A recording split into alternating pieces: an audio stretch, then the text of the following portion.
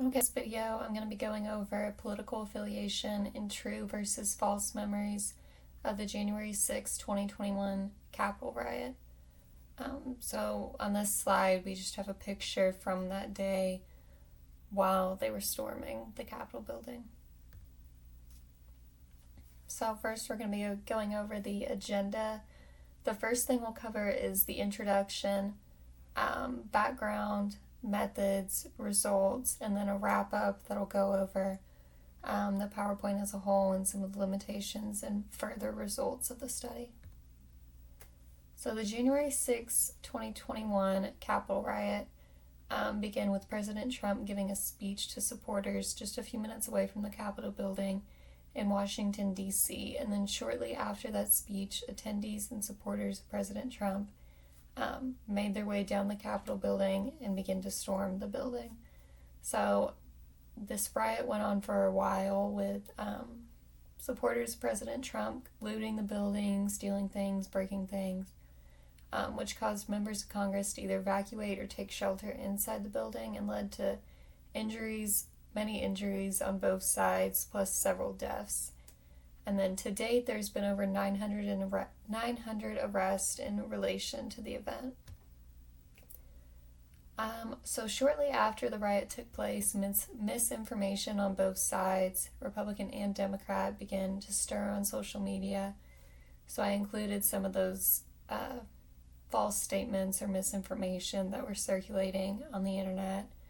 So the first one is rioters were Antifa members posing as Trump supporters to make Republicans look bad. That's been proven as false. This one's just funny, that Chuck Norris was at the Capitol riot, which is also false. And then the FBI organized the attack on the Capitol building, which has been proven as false. So this just shows kind of some of the crazy things that people were saying on the internet on both sides shortly after the riot. So some previous works that relate to this study, previous research covering other world events like Brexit, feminist movement, stuff like that, shows that individuals are more likely to believe false information when it aligns more with their beliefs. And then another study covering the Capitol riot found that Democrats were able to recall more factual details of the event than Republicans were. Previous works also show that greater cognitive ability was correlated with fewer false memories of major events and less ideological bias. And then weaker cognitive ability, less knowledge of the topic, and more engagement through news media, which means watching more TV, looking about it on the internet, things like that, was correlated with higher numbers of reporting false memories. So the current study hypothesis, the main one, is that political affiliation would be correlated with both true and false memories of events related to the Capitol building, which means that whatever political party people affiliated with would be correlated with remembering more both true and false memories of the events that related back to their political party. And then engagement of media and cognitive reflection would be correlated with a higher number of true memories. So this just means people that have higher cognitive ability and also people that engaged on media on the topic would be correlated with a higher number of true memories. And then engagement in media and conspiracy ideation would be correlated with a higher number of false memories. So engagement in media was correlated with both true and false memories, and then conspiracy ideation, which is the likelihood that you believe in conspiracy theories, would be correlated with a higher number of false memories. In terms of liberal response bias, either just being inaccurate or false, researchers predicted media would be positively correlated and cognitive reflection would be negatively correlated. So, background on participants. This study included both Democrats and Republicans. There was 117 participants that were affiliated with the Democrat Party and 113 participants that were affiliated with the Republican Party, which makes for a total of 230 participants, and participants were all from the United States and gathered through a Mechanical Turk Workers website, which from what I understand is like an Amazon-based marketplace for paid virtual tasks, so people that work remotely. And they had all previously stated affiliation with either the Democrat or Republican Party, so they were already previously affiliated with one of the parties. Out of all the participants, 134 were females, 94 were males, and 2 didn't identify. Ages of participants range from 20 to 76 years old. So the independent variable of this study is political affiliation, meaning either Republican affiliation or Democrat affiliation. So this information was gathered through a series of 3 questions. The first, participants would either just check Republican, Democrat, or neither. And then political ideology, participants would rank how closely they were tied with the political party of their choice. So that ranged from extremely liberal to extremely conservative, and they would just kind of point where they were on that scale, and that was a 7-point scale. And then the third question covered the 2020 U.S. election vote, so they would just put who they vote for in that election, being either Donald Trump, Joe Biden, other, or I did not vote. So the dependent variable for this study was number of true versus false memories of the January 6, 2021 Capitol riot. So the first test was comprised of 12 stories from the Capitol riot.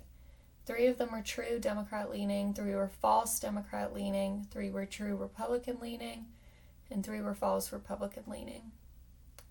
So the stories were presented with a fake image with like about 2 sentences underneath them, so they kind of simulated like a fake news headline. They looked like real news headlines, but they were fake.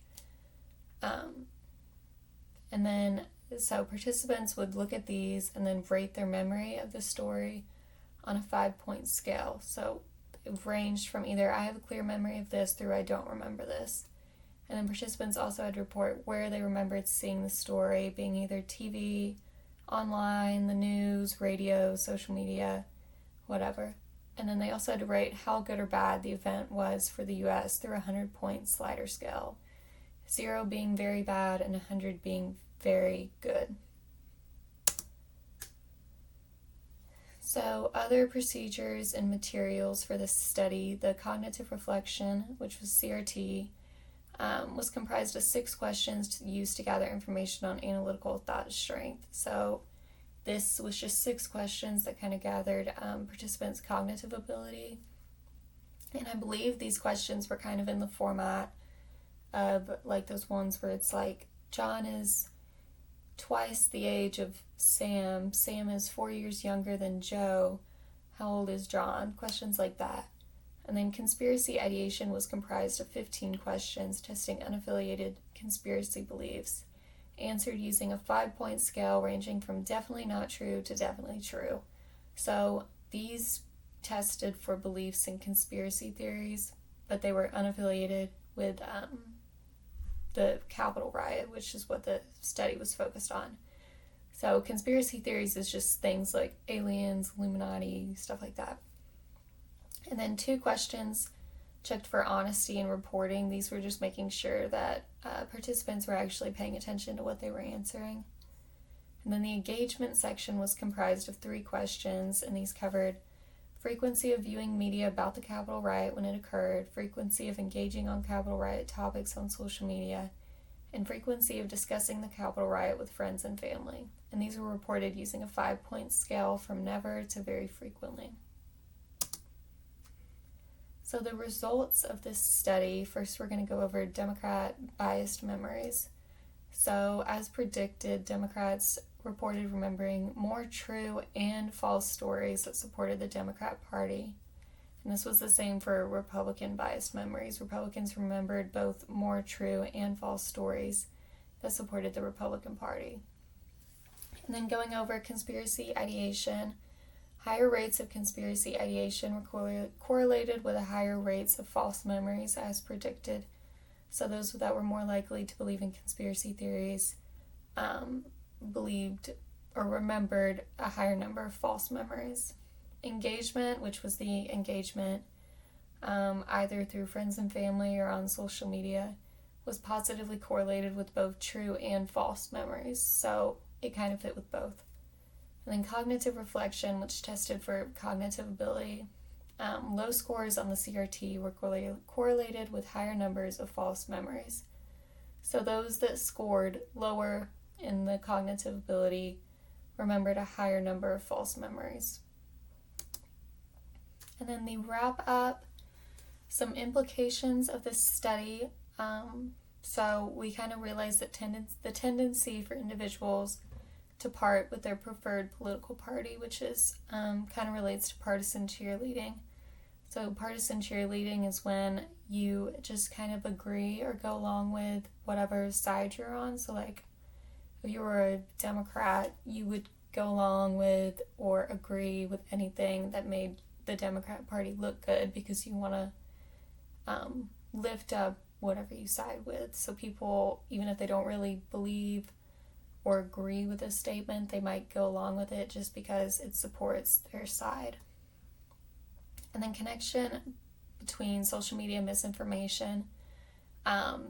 This study, along with others, just kind of showed us how far misinformation and false beliefs can spread on social media and how quickly they spread, which leads to an increase in false beliefs among everyone.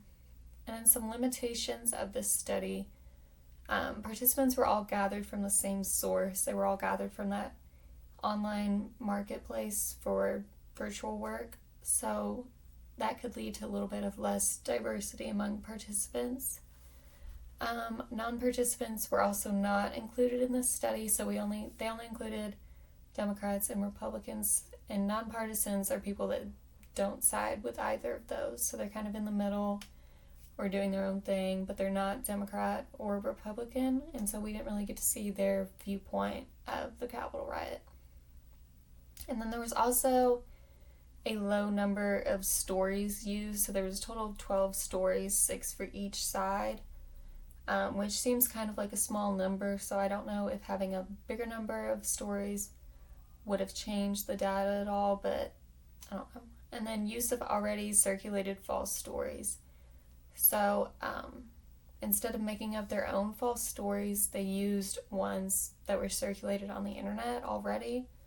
And the reason that's a limitation is because people, might have already seen it, and because it was online, people sort of just assume that what they see online is true. So to them, they may have thought it was true and didn't realize it was a false story.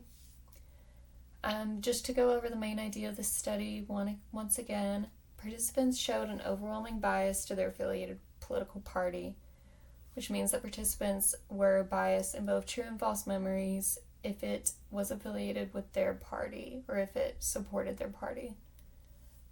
The reasoning behind biases could be accounted for by either lapse in memory or partisan cheerleading. So partisan cheerleading, again, is when you just kind of go along with something because it supports your side. And then these are my references, and that's it. Thank you.